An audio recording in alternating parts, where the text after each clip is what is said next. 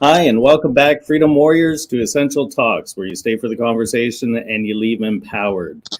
So, what I want you to do today is subscribe to our podcast. That's right. Share this around as many places as you can. Let's get the word out there. Today, we have Vlad, the founder of We Are Essential, Hugs Over Mass, I Am a Free Canadian, and so on.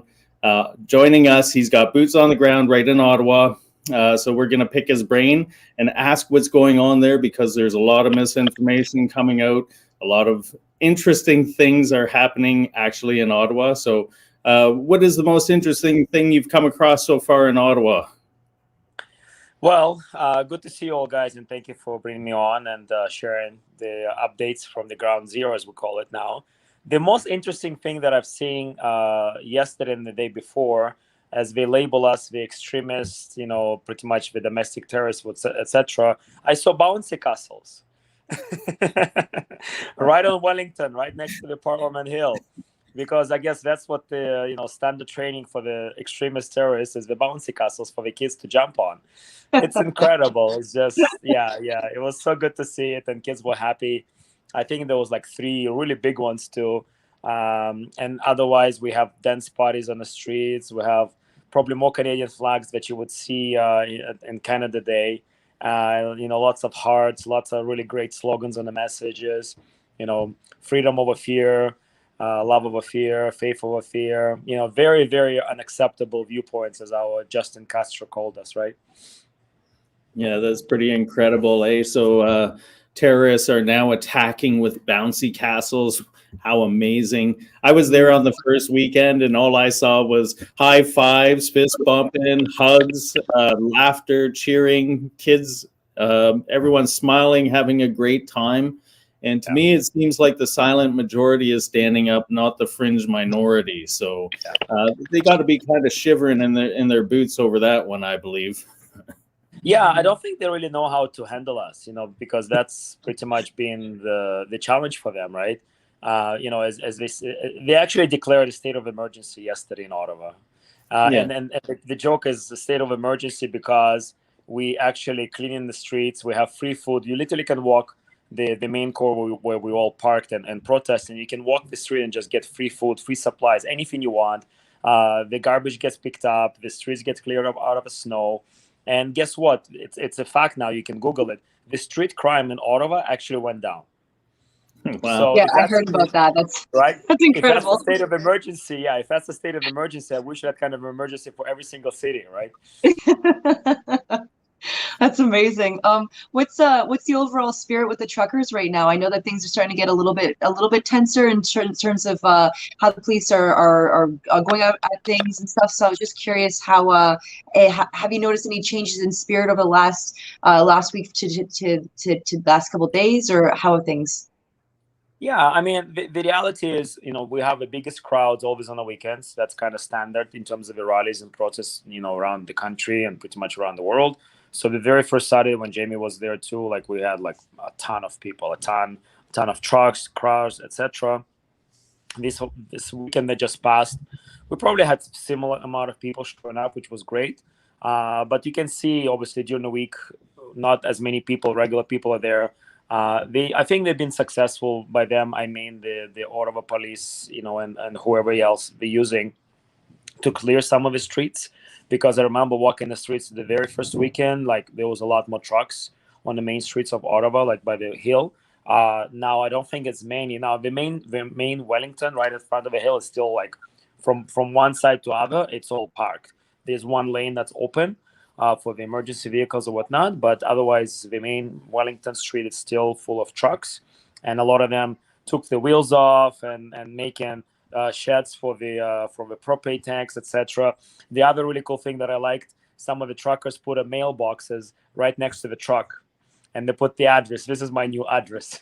I like that a lot too. So, I mean, the government was still trying to intimidate. The Ottawa police chief, definitely on my list now, along with the mayor, next to the Toronto police chief and Toronto mayor, in the sense of just how reckless they are in terms of their measures and how they're handling the people. Because the Ottawa police chief literally said that anyone caught providing supplies and primarily the fuel to the truckers will be charged with mischief, which is incredible. Like, it's just total nonsense and just like, but they're trying to intimidate. He said, "Oh, we're bringing 150 extra heavy armed officers to investigate any type of violations." Yeah, just total waste of resources, like we've seen for the last 2 years, right? Just trying to contain their narrative as much as possible, but it's, I don't know how much more glue or nails can they make it to hold it together, but it's pretty much done, I think. Yeah, I think so. I've heard that negotiations are about to take place, if not taking place. So as far as I've seen, is there's been 3 border cities that have been shut down. So we got Coutts, Windsor, and Sarnia. They've closed down the borders. Plus, what's going on with Ottawa and the people living there with the honking of horns. Now they're forcing the government, which should have done this right in the beginning. But we got a prime minister that is like, "Where is Waldo?" No one knows where he is. There's a really cool video that went viral, I think, and I used it on the stage. When a guy was going for the drive-through in McDonald's, and he asked for the Trudeau special, and the attendant couldn't understand. And he's like, "I want a Trudeau special." She's like, "What do you mean?" "I want a Trudeau special." She's like, "What do you mean?" "The McChicken special." Yeah, That's amazing. Yeah. So, I mean, obviously not as many, but there's a lot of flags saying F Trudeau. So, and then everyone just makes fun of him. Like, if there was any shade of respect or popularity before the trucker movement, I think this is all pretty much done. He's going to go down in history as the most disgraced, leader of our beautiful country. And the reality is, I think he's completely lost sense of touch with reality. He's so delusional and that's by the way, that's very common hallmark of tyrannical dictators, is that they actually lose sense of reality. They become delusional. They actually double down where they definitely lost, but they're not willing to give it up. And the only thing they do is they keep the aggression elevating, but it's a sign of desperation. I've been saying it for a long time. When you see aggression rises, it's because desperation rises too, right? Yeah, at this point, anything that they're doing is just going to be seen as more and more tyrannical, and it's just going to expose them more and more. And same the language that he's been using. I mean, like, we don't need divisiveness right now. We need unity, and that's what leaders are there for. And so the level of the divisive speech that he's been putting on, what's interesting too is that there could be a level of validity to it emboldening people to commit violence against protesters. Oh, I think we lost him there for a second. Back in a moment here. But and what happened with in Winnipeg, that car that drove into the protesters, when they looked into it, and he's charged now. He's charged, but that he's a radical left supporter or something like that. Oh, there you are. Perfect. Back again. Sorry. So yeah, I was just basically saying how in Winnipeg, they had that guy that drove into the protesters, and it's speech like what Trudeau's been doing is going to embolden those people to think that they actually have any justification, or that they have some level of protection from their government to be able to commit acts like that. And so anytime a leader is going to embolden the public to commit acts of violence against another part of the public, like, where have we seen that in history? So.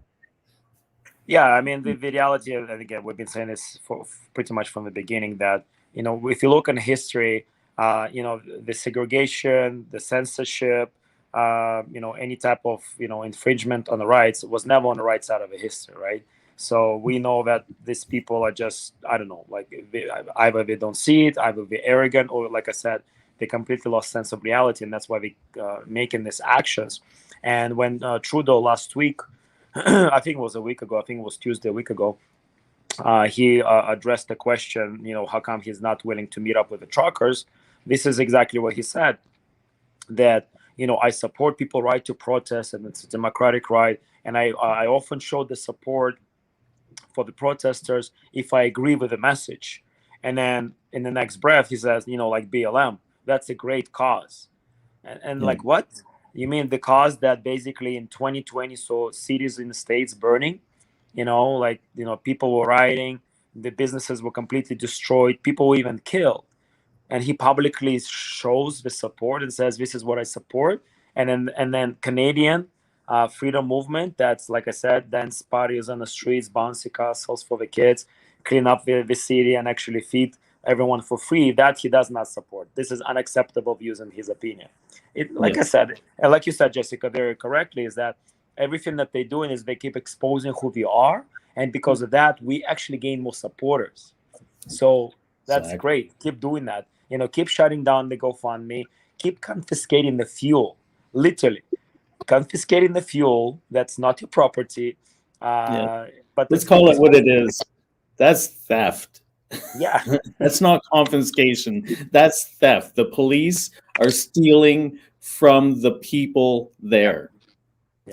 Yeah. Sorry to cut you off, but no, it's exactly that. Like the Star Wars movies, right? You have a Star Troopers and you have a rebels, and we are the real rebels here, right? So that's why I call ourselves Team Jedi from the beginning, anyway, because we are, we are the warriors for the light, standing together, just not being intimidated, right? You want to arrest us? Arrest us. You wanna steal our stuff? Steal our stuff. Don't worry. People are still going to continue coming together. More people will come together. More supplies will be coming. Today in Ottawa, everybody's working around with jerry cans, even empty ones. That's perfect, because that's how, if we see anyone carrying jerry cans, we're going to harass them. Today, everybody's walking with jerry cans. I love it. So amazing. So, what have you? So, you personally, how have interactions been with the police? Have you interacted with the police at all? Have you seen anything in particular? Like, what have you seen on the ground? I just walk around. I smile. I say hi. I see some cops not wearing a mask. So I smile to those guys more, ladies too. The thing that we saw pretty much the first weekend and definitely by the second one is they brought police forces from all around. From Gatineau, from Quebec, from Durham, from York region, from Toronto. A lot of my favorite Toronto police officers that I know, even with the mask on, I remember those characters that were at the Adamson's barbecue and was at Tiananmen Square in January when they were like really cracking down. Like I remember those people, even with a mask. I'm not gonna forget your face. So it was kind of kind of trippy to see them being in Ottawa. Like there's no other crime going on. Like what a total waste of resources, right? And then yes, we're saying it's for our safety. This is a typical measure that we do for the Canada Day, but that's not what they say, right? Their press conference is specifically to demonize us. You have people calling, like even my friends who I know, like the friend that I'm staying in the house, I know this gentleman for like 22 years. And then his other friend who I also know, who lives in Toronto, call him, is like, hey, Nick, how's it going down there? Are you safe?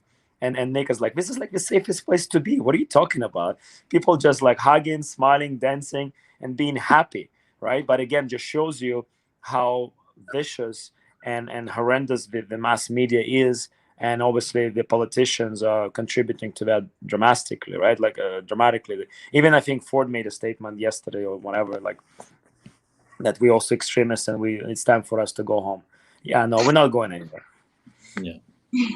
Oh. See, and I find that funny. Going back to Trudeau, any good leader doesn't just listen to the things that he likes to listen to.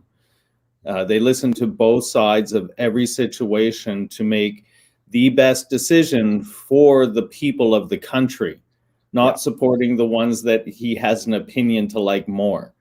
So that makes a bad leader. So anyone that's sitting on the fence, really analyze this situation, whether you agree with the whole Ottawa protest or not. Look at our leader. He's not willing to listen to the people on both sides of the spectrum. So you have to question what kind of a leader is that we have in our country. And again, with Ford, name calling again. And all that stuff, like where is his position in this? But he seems to be a bad leader as well because he's not listening either.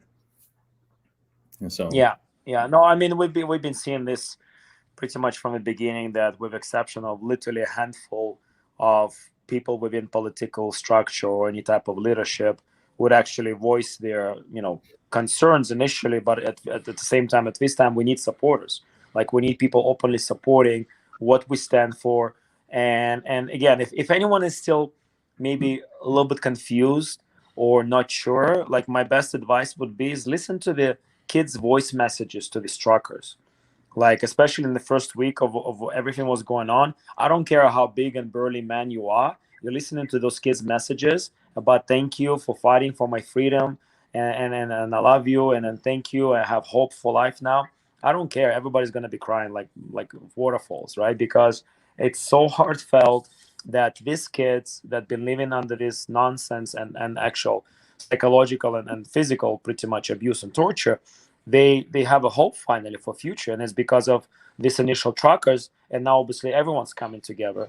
But it's tremendous to see that it's the kids that been suffering the most, and that's why a lot of them chose to commit suicide, which is unreal even to think about it. But that's the life that people been living, and especially the kids. If you think about who's been affected the most and had no opportunity to speak, are the kids. And now for the first time in almost 2 years, they feel like they have hope for the future. And I don't know, guys, I'm sure you've seen it. I think it was the first week of protest. There was a high school in Quebec where the kids were chanting freedom and walking the halls with no mask. I saw another school in Chicago today. Kids just like done with this nonsense. I think in California, they put kids that don't want to wear the mask in gymnasium, and now there's more kids in gymnasium than in the classroom. And that's it. That's exactly what we want to see. We want to see the kids, the teenager. They're supposed to be rebels, right? Like if you think about it, finally coming around and saying no to this nonsense. Yeah. Exactly. Oh, that's so beautiful to see. I had heard that there was also in Virginia kids fighting back against the mask mandate there as well too, refusing to wear the mask, getting suspended, and there's a lot of them. And so I just out of curiosity too. So for the citizens of Ottawa, what have you seen as the general reactions from them towards everything that's happening? Have you seen much in terms of that? I've seen various videos on good sides and on bad sides, so I'm just curious what you've seen. Yeah, I mean, I've obviously the residents that support us, they're going to support us, and the reality, side note is, it's interesting even for me that before coming to Ottawa for the trucker convoy, I'm sure if I would hear honks, it would be irritating even for me. But now, like talking about the mind shift, now I actually miss not hearing it, because the association is the honking is actually the sound of freedom. And that's what we all should kind of focus on. And I know a lot of people are, and I talk to people in the hotels that are staying still downtown, because the truckers did kind of negotiate where they're not blowing the horns at night anymore. There's actually no horns from 8 to 8, maybe with like 1, 2 or random ones. So after 8 p.m. there's no horns, and even during the day I don't hear it that much now. But regardless of anything, the business owners, since we are part of We Are Essential, let's talk maybe a little about that too. The very first week we were pushing big time with January 29th, another grand reopening, and let's open and stay open. The city of Toronto, of Ottawa, that is, threatened the businesses, if they're going to be open, apparently they're going to be fined $15,000 a day. And at the same time, they told them shut it down, because these people going to be scared for your life. So but now what I hear from the streets, I didn't have a chance to go in myself, I'll be doing that probably tomorrow and the day after, is going to some of the businesses that are actually opening their doors. And one Tim Hortons, somebody told me that the owner was so impressed because people literally came into the Tim Hortons and they cleaned it. He's like, I have these Tim Hortons for like whatever years. Nobody ever came into my store and actually cleaned it for me. But that's what people do. And there's more people, more businesses are opening up, like for food at least. And that's great, because we want to see the businesses opening up more than anything. Again, the government tried to use the false narrative that we are the one preventing the businesses to open. Mind you, they forced everybody to be shut down for the last 2 years. Like nobody's talking about that, right? But because we're here and we're so extremist and dangerous, but it's nothing new for us. We know that mass media and the government will do their part to push the narrative. I'm sure it's inconvenience for some people, and with all due respect, we get it. But what's worse than hearing honks, for a few weeks and maybe having some congestion? Communism. Communism is much worse than that. Yeah. Yeah. Yeah. I'd like to make a message to the business owners that are watching. And if you know any business owners, share this video with them. The kids in high school, we're watching them get on board. The truckers, when they started to roll into Ottawa, they were threatened that they were going to take their trucks away and tow them and do all this stuff. None of that has happened. It's always been empty threats. The businesses in Ottawa, if you open and you're in around the downtown core, you're going to be busier than you ever been before. Everyone's going to come in and support you. Word gets around quickly. All of the businesses across Canada, you want to help support the truckers in Ottawa. You want to help support what's going on. Open up with no restrictions. Just open your doors. Let's get on with this. If all of us open up, like all the truckers showed up into Ottawa, and now they're showing up in Toronto and all these other cities, they're shutting down cities. If you open up your businesses and we all do it at the same time, they can't do anything.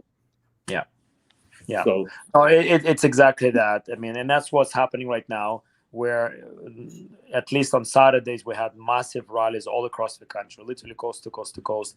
Toronto was shut down. I know Vancouver had, massive rally, Victoria, Edmonton, Regina. So it's happening. It's happening where we actually uniting and we're standing together, and a lot of people showing their support. So yeah, I mean, like I said, I think it's still going to get a little bit more aggressive before it completely falls apart. But I believe we're in the final stretches of this. Now we have to be mindful to ensure that they don't go back, regroup, and come back stronger, right? So we have to be very clear and vigilant in terms of what are we going to do next. And again, that's why Real Essential is imperative as a foundation for the support for the business owners. So if you are watching this, if you haven't registered yourself, please do so. But more than anything, do your part to spread the word so that other businesses can join and stand united, stand strong, and definitely, together in support of freedom, right? Yeah, that is, well, beautifully said. Beautifully said.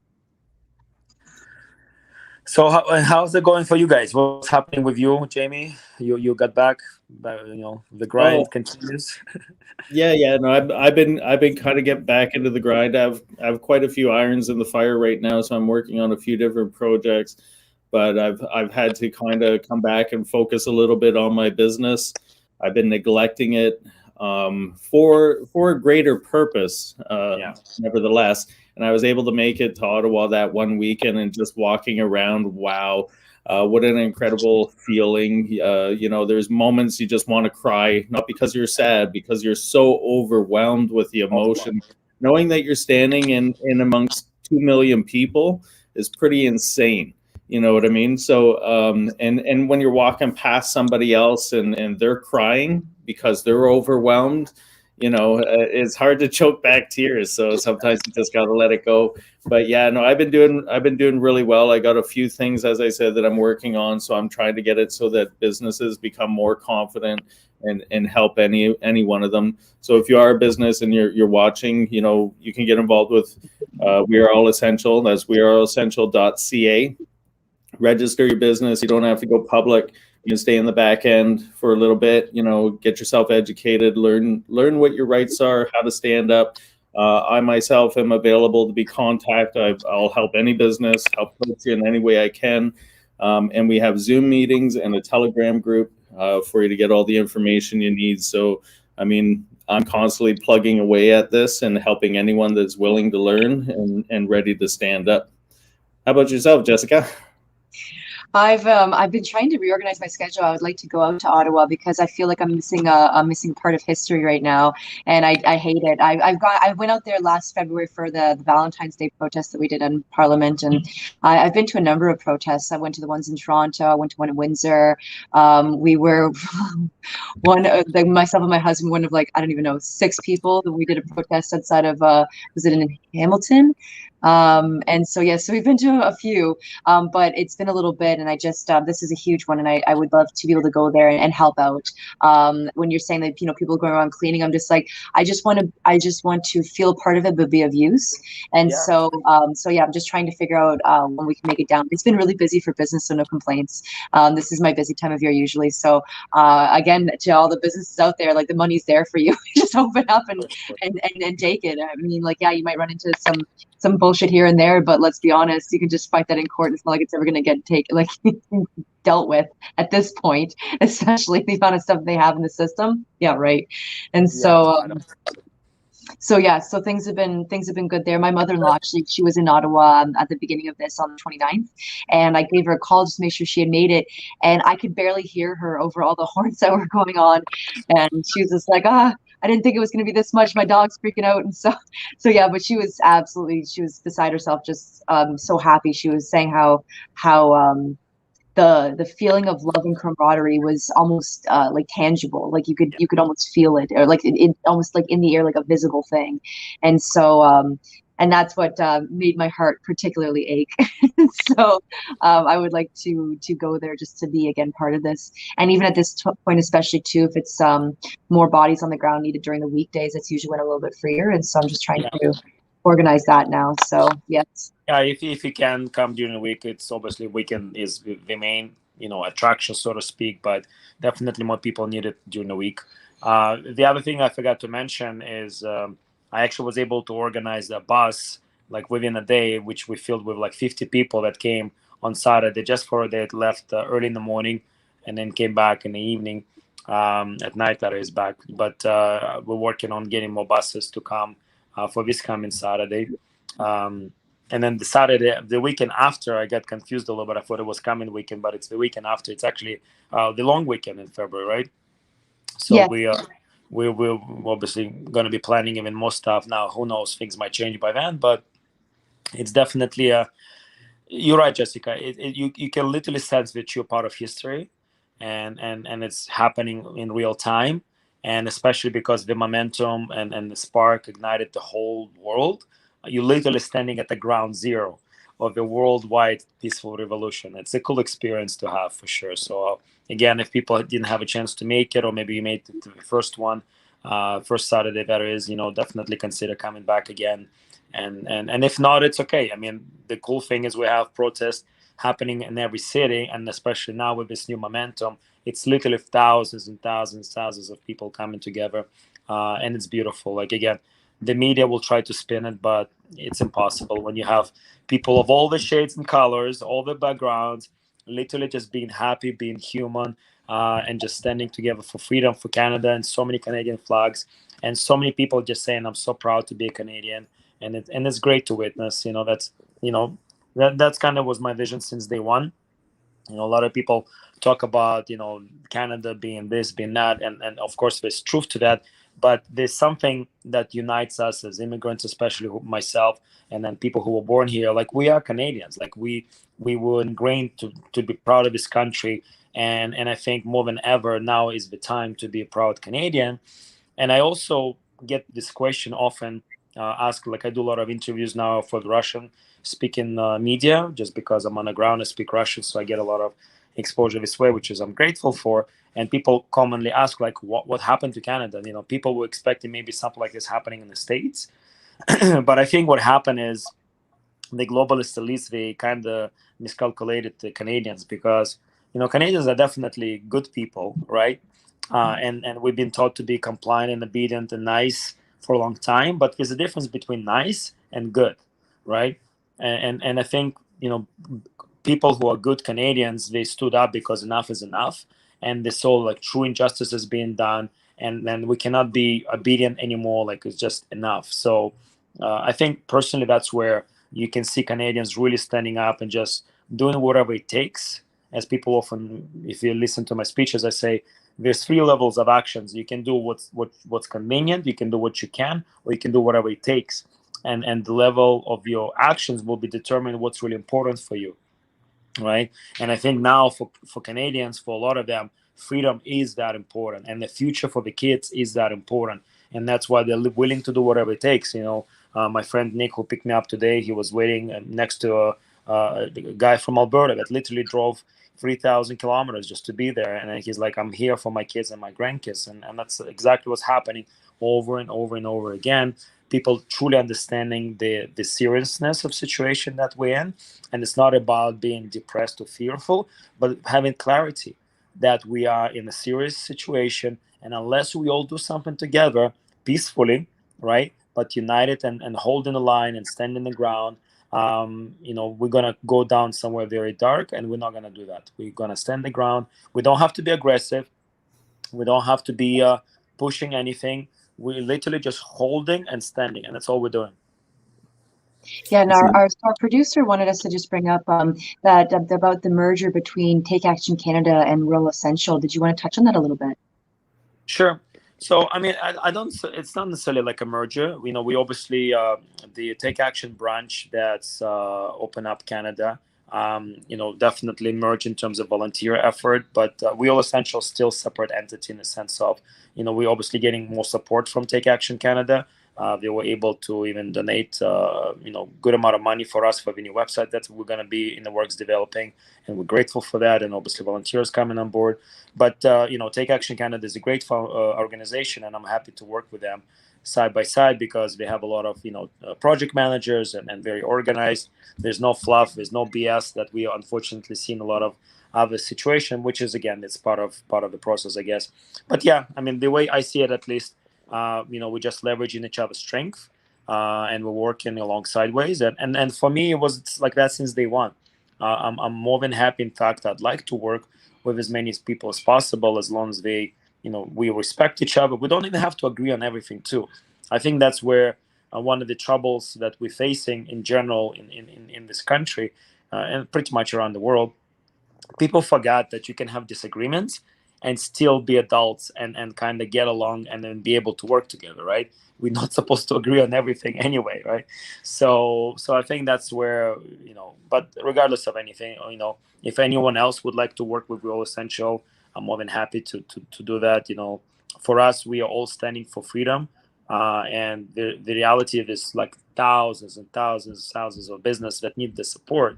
So as long as we can support each other and we can work and make things happen, by all means, come on board. Let's discuss. Let's figure it out. So yeah. Perfect. Yeah, I just wanted to kind of touch on that and see where things were headed in that direction. So that's perfect. Really, just helping each other to stand stronger and be better and everything. So I'm excited to see the new website once it's up. That's exciting. And just even touching on what you were saying before in terms of, Canada, that we've been compliant for so long, and that we're just, known as the nice guys of the world and stuff. What's really interesting is when you just look at historically, Canada, once Canadians are pushed to a certain point, the snapback is intense. So, and I mean, like what I've been seeing is videos of dance parties in Ottawa. So, I mean, really, if this is a Canadian style rebellion, I'm glad. And then also to the encouragement that's been given to cities worldwide and other countries as well too. You have the protests that are happening even part of US, let alone in Australia. I've heard ones in India. There's one in Finland, I think it was. Yeah, and then there's been a few all over. And so it's really nice to be proud to be a Canadian again, if that makes sense. Like for a while there, it felt a little disheartening, and so this has really made me feel much better again. So yeah. No, for sure. Yeah, definitely. Canadians, it takes us forever to stand up, but once we stand up, good luck sitting us down. We've been a major part of the wins of the world wars. And that's what we're known for, right? We are nice people. I'll say we're good people as opposed to nice. Nice seem to be a little more of a pushover. We're good people. We're polite, but don't piss us off. Yeah, that's pretty much how it goes. And that's you guys know me, like that's the narrative that I always try to project, is that there's a difference between fighter and a warrior. And by all means, if you identify as a fighter, God bless you. But there's a very different energy, right? Fighter is usually very aggressive, very, very pushy and all that stuff.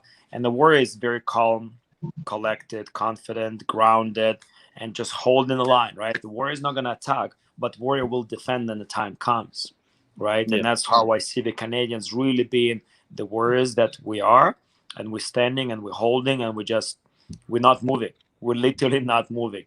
And the reality is, and this is, I think, I'm glad I remembered, I say this often in my speeches now as well, that as much as the other side have unlimited resources in terms of the money and technology, etc., they're missing one very key resource, and it's the people. And we have the people. And guess what? People have all the power. That's Exactly. why we already won. It's just we're not there in time yet. It's still like the last attempts of desperation from the other side. But honestly, nothing that they can do can help them. Everything that they do is actually helping us. If it isn't the measures and giving us a little bit of an inch, we're taking the whole thing, right?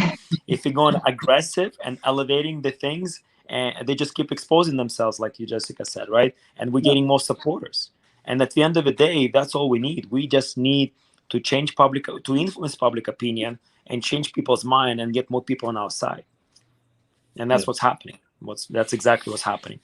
And it's a compound effect, and it's a cascading effect, right? That's why you cannot stop this. Like, no matter what happens in Ottawa, this is unstoppable, and it's worldwide too. This is why it's so powerful and so beautiful.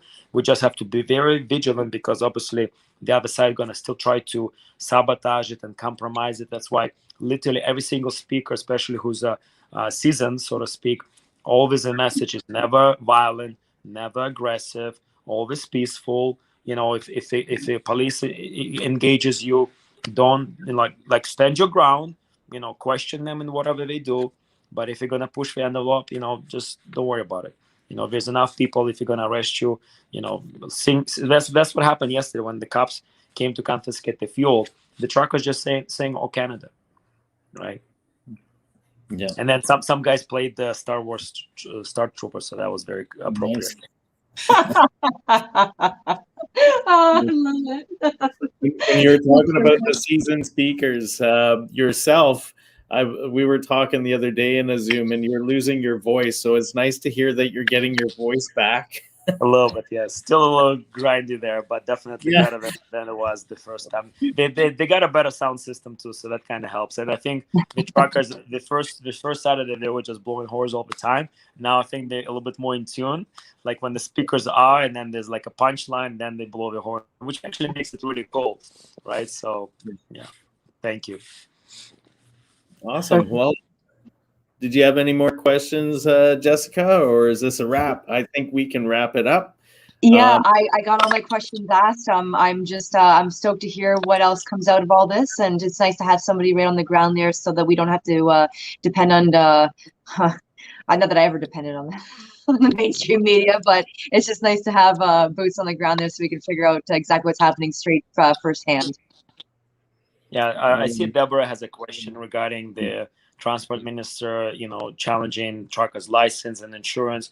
And again, this shows you how desperate they are. They're literally trying to find any way possible to lay any type of charges, right? And I'm sure there's somebody in that situation, and that's just it, right? But you're not gonna be able to get rid of all the truckers. It's not happening. Like I said, these people are building sheds for their propane tanks. They're putting mailboxes next to their trucks. They're taking the wheels off the trucks. Like, it's just, these guys are not going anywhere, because, and I said this also, I think, from the beginning, the government has only two things working for them: ignorance and intimidation. And we've been combining both with education and empowerment. And ultimately, when you push people to the point where they have nothing to lose, they will do whatever it takes. And these people definitely have nothing to lose, nothing else. And that's why they literally just they're parked until the job gets done. And myself, temporarily moving to Ottawa too, so I can be close to the ground, and I'm not going anywhere until this is done. I kind of like to put myself in a situation where I have to make an outcome, because I cannot fly back to Vancouver, right? So I literally flew to Ontario before the implementation of Axe passes, right? So now I'm stuck here, but it's okay. It kind of pushes me to accomplish the goal faster, so then we can get rid of all the mandates, and then we can be free again. But that's definitely not going to be the end. That's just the beginning of us to be held accountable, all these corrupt politicians, because the true fringe minority are the people sitting in the parliament, right? And the unacceptable views that they have is the social credit system, is segregation, right? It's discrimination, it's censorship. Those are the real unacceptable views of a true Canada. And the last thing that I'm going to say, it has to be the Canadian way to do the peaceful revolution in the coldest month possible, in almost the coldest city in Canada. Because why would you want to do this in the summer, right? Like, it just wouldn't be Canadian. right? Yeah, Because that's as we so say, true. we are true north. We are true north, and we're definitely strong, and we are definitely free. Exactly. So the other thing I'm going to add to that is the truckers have inspired all kinds of other um, professions, we say. The trades guys are getting together. Doctors and nurses are starting to get together, and this is the first domino of the true effects of everything that's happening. Even though Farmers too. it's The farmers too. yep. Oh, the farmers, the tractors that are heading to Ottawa. So this is on the daily, right? So it's all of these industries are starting to be inspired by the truckers and have that flame ignited so that they have the power to stand up. So, and again, I just want to touch back onto we are all essential. We're also looking for volunteers. So anyone that wants to help out, do your part. You can also join in as a volunteer. The more hands, the better. The more shoulders we can carry out this on, the better. Again, subscribe to our podcast. We did post the link tree, and it's going across the screen right now, so you can join any of the medias that suit you best. Okay, so we look forward to seeing you again, and have a great night. Bye.